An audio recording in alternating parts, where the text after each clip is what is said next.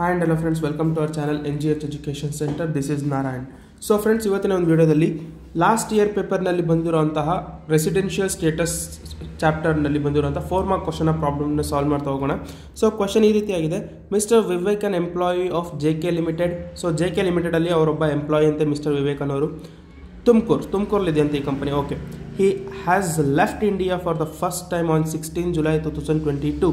ಹಾಗಾದರೆ ಅವರು ಇಂಡಿಯಾನ 16ನೇ ಜುಲೈ 2022ರಲ್ಲಿ ಬಿಟ್ಟು ಬೇರೆ ದೇಶಕ್ಕೆ ಹೋಗಿದ್ದಾರೆ for higher training in Germany.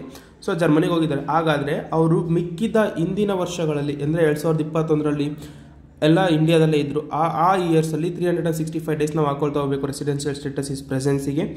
ಹಾಗಾದರೆ calculate is residential status for the assessment year 2023-24 ಅಂತ ಹೇಳಿದ್ದಾರೆ. ಹಾಗಾದರೆ ಈ ರೀತಿ ಪ್ರಾಬ್ಲಮ್ ಯಾವ ರೀತಿ ಸಾಲ್ವ್ ಮಾಡೋದು ಅಂತ ನೋಡ್ತಾ ಹೋಗೋಣ. ಸೊ ನಮಗೆ ಬೇಕಾಗಿರುವಂಥ ಫಾರ್ಮೆಟ್ ಈ ರೀತಿ ಆಗಿದೆ. ಸೊ ಫಸ್ಟಿಗೆ ಅವರ ಇಯರ್ ಬೇಕು, ಈಸ್ ಪ್ರೆಸೆನ್ಸ್ ಬೇಕು, 4 preceding previous year, 7 preceding previous year and 10 preceding previous year. So ಇದು ಬಂದು ಬೇಸಿಕ್ ಕಂಡೀಷನ್ನ ಫುಲ್ಫಿಲ್ ಮಾಡೋದಕ್ಕೆ. ಸೊ ಇವೆರಡು ಬಂದುಬಿಟ್ಟು ಅಡಿಷ್ನಲ್ ಕಂಡೀಷನ್ನ ಫುಲ್ಫಿಲ್ ಮಾಡೋದಕ್ಕೆ. ಓಕೆನಾ?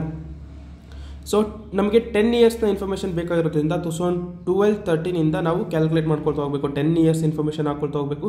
ಸೊ ನೆಕ್ಸ್ಟ್ ಈಸ್ ಪ್ರೆಸೆನ್ಸ್ ಅಂತ ಬಂದಾಗ, ಸೊ ಫಸ್ಟಿಗೆ ಅವರು 16th ಜುಲೈ ನಮ್ಮ ದೇಶನ ಬಿಟ್ಟು ಬೇರೆ ದೇಶಕ್ಕೆ ಹೋಗಿರೋದು. ಹಾಗಾದರೆ 16th ಜುಲೈವರೆಗೂ ಅವರು ಇಂಡಿಯಾದಲ್ಲೇ ಇದ್ದರು ಅಂತ ಅರ್ಥ. ಹಾಗಾದರೆ 16th ಜುಲೈ ನಮಗೆ ಇವಾಗ 4th ಪ್ರಿಸೀಡಿಂಗ್ ಪ್ರೀವಿಯಸ್ ಇಯರ್ ಬೇಕಾಗಿರೋದು, ಅಥವಾ ಫಸ್ಟಿಗೆ ನಮಗೆ ಪ್ರೀವಿಯಸ್ ಇಯರ್ ಇನ್ಫಾರ್ಮೇಷನ್ ಹಾಕ್ಕೊಳ್ತಾ ಹೋಗೋಣ.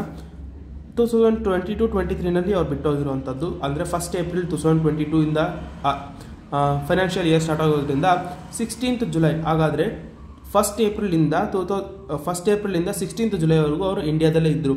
ಸೊ ಆ ಇನ್ಫಾರ್ಮೇಷನ್ನ ಫಸ್ಟ್ ಕ್ಯಾಲ್ಕುಲೇಟ್ ಮಾಡ್ಕೊಳ್ತಾ ಹೋಗೋಣ. ಸೊ ಏಪ್ರಿಲಲ್ಲಿ 30 ಡೇಸ್, ಮೇಯಲ್ಲಿ 31 ಡೇಸ್, ಜೂನಲ್ಲಿ 30 ಡೇಸ್ ಆ್ಯಂಡ್ ಜುಲೈಯಲ್ಲಿ 15 ಡೇಸ್ ಇದ್ದಾರೆ ಅಂತ ಇನ್ಫಾರ್ಮೇಷನ್ ಇದೆ. ಓಕೆನಾ? 16 ಜುಲೈ ಅವ್ರು ಬಿಟ್ಟೋಗಿರೋದು. ಹಾಗಾದರೆ 15th ಡೇವರೆಗೂ ಅವ್ರು ಇಂಡಿಯಾದಲ್ಲಿ ಇದ್ದಾರೆ ಅಂತ ಅರ್ಥ.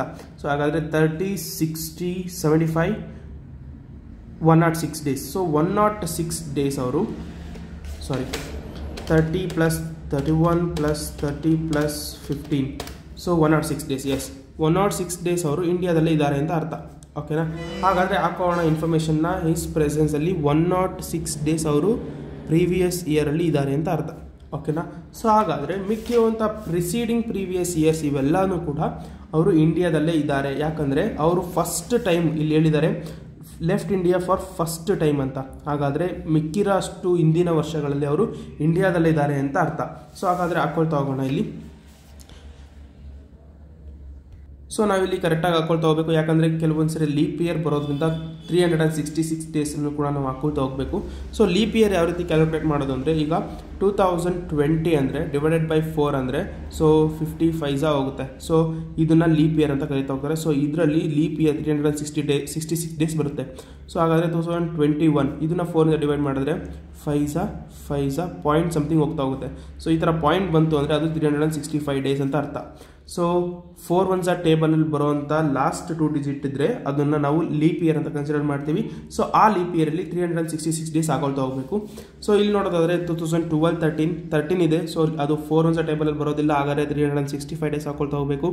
ನೆಕ್ಸ್ಟ್ 13-14 ಇದು 365 ಡೇಸ್, ಇದು 365 ಡೇಸ್. ಸೊ 16 ಬರುತ್ತೆ. 4 4s 16 ಬರೋದ್ರಿಂದ ಈ ಇಯರಲ್ಲಿ 366 ಡೇಸ್ ಹಾಕೋಬೇಕು.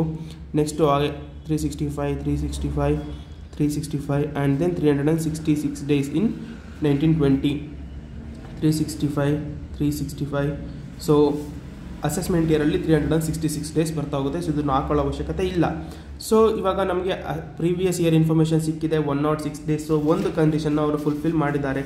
ಏನದು? Stay in India for 182 days in or more in previous year. So 182 days ಅವರು ಪ್ರೀವಿಯಸ್ ಇಯರ್ಲಿ ಇರಬೇಕಂತ ಇದ್ದಾರಾ? ಸೊ ಇಲ್ಲ, 106 ಡೇಸ್ ಮಾತ್ರ ಇದ್ದಾರೆ. ಹಾಗಾದರೆ ಈ ಕಂಡೀಷನ್ ಫುಲ್ಫಿಲ್ ಆಗಿಲ್ಲ, ನಾಟ್ ಸ್ಯಾಟಿಸ್ಫೈಡ್ ಅಂತ ಹಾಕ್ಬೇಕು ಇದಕ್ಕೆ. ಸೊ ಹಾಗಾದರೆ ಅದಿದ್ದರೆ ಅದು ಬಿಟ್ಟರೆ ಇನ್ನೊಂದು ಕಂಡೀಷನ್ ಇದೆ. ಸೊ ಈ ಕಂಡೀಷನ್ ಅವ್ರು ಫುಲ್ಫಿಲ್ ಮಾಡಿಲ್ಲ ಅಂದರೆ ನಾವು ಈ ಕಂಡೀಷನ್ನ ಕನ್ಸಿಡರ್ ಮಾಡೋ ಅವಶ್ಯಕತೆ ಇಲ್ಲ. ಸೊ ಈ ಒಂದು ಕಂಡೀಷನ್ ಏನಿದೆ ಹೇಳ್ತೆ ನೋಡೋಣ. Stay in India for 60 days or more in previous year. 60 days ಇದ್ದಾರಾ? ಸೊ ಇದ್ದಾರೆ, 60 ಡೇಸ್ ಇದ್ದಾರೆ.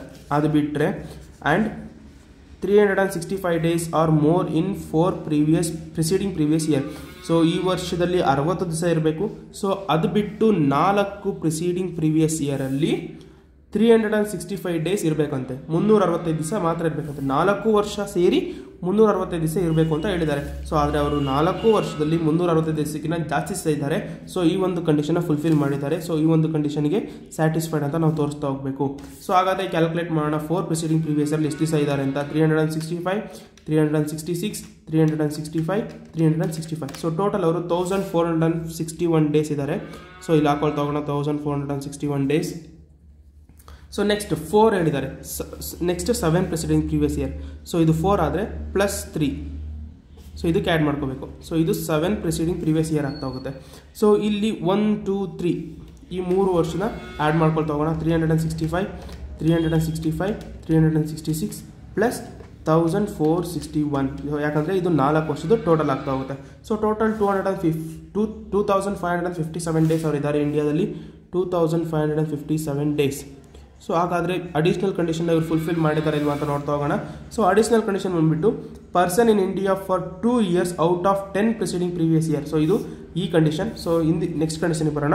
Stay in India for 730 days or more in during 7 preceding previous year ಅಂತ ಹೇಳಿದ್ದಾರೆ. ಅಂದರೆ ಪ್ರಿಸೀಡಿಂಗ್ ಇಯರ್ನ ಬಿಟ್ಟು ಅದರ ಹಿಂದಿನ 7 ವರ್ಷದಲ್ಲಿ ಅವರು 730 ದಿವಸ ಇರಬೇಕಂತೆ. ಸೊ ಅವರು 730 ದಿವಸ ಇದ್ದಾರೆ, ಅದಕ್ಕಿಂತ ಜಾಸ್ತಿ ಇದ್ದಾರೆ, 2557 ದಿವಸ ಇರೋದ್ರಿಂದ. ಸೊ ಈ ಒಂದು ಕಂಡೀಷನ್ ಫುಲ್ಫಿಲ್ ಆಗ್ತಾ ಹೋಗುತ್ತೆ. ಇದನ್ನು ಸ್ಯಾಟಿಸ್ಫೈಡ್ ಅಂತ ತೋರಿಸ್ಕೋಬೇಕು ನಾವು.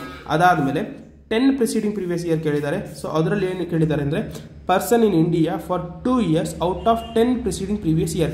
ಸೊ 10 ವರ್ಷದಲ್ಲಿ ಅವರು 2 ವರ್ಷಗಳ ಕಾಲ ಅವರು ಇಂಡಿಯಾದಲ್ಲಿ ಇರಬೇಕು ಅಂತ ಹೇಳಿದ್ದಾರೆ. ಸೊ 10 ವರ್ಷದಲ್ಲಿ 10 ವರ್ಷನವರು ಇಂಡಿಯಾದಲ್ಲೇ ಇದ್ದಾರೆ. ಸೊ ಹಾಗಾದರೆ ಇದನ್ನು ಕೂಡ ಸ್ಯಾಟಿಸ್ಫೈಡ್ ಅಂತ ತೋರಿಸ್ತಾ ಹೋಗಬೇಕು. ಸೊ ಹಾಗಾದರೆ ಕಂಪ್ಲೀಟ್ ಕ್ಯಾಲ್ಕುಲೇಟ್ ಮಾಡ್ತಾ ಹೋಗೋಣ.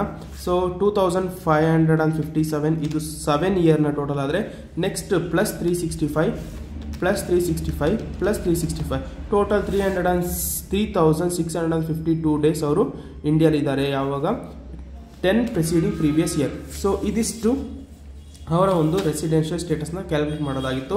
ಸೊ ಹಾಗಾದರೆ ಇವರು 2 ಕಂಡೀಷನ್ನ ಫುಲ್ಫಿಲ್ ಮಾಡಿರೋದ್ರಿಂದ, ಸೊ ಇದರಲ್ಲಿ ಒಂದು ಕಂಡೀಷನ್ನ ಫುಲ್ಫಿಲ್ ಮಾಡಿರೋದ್ರಿಂದ ಇವರನ್ನು ಕನ್ಕ್ಲೂಷನಲ್ಲಿ ಈ ರೀತಿ ಬರಿತಾ ಹೋಗಬೇಕು. Conclusion, mister Vivek was a resident and ordinarily resident in India. So ಈ ರೀತಿಯಾಗಿ ಅವ್ರನ್ನ ತೋರಿಸ್ತಾ ಹೋಗಬೇಕು.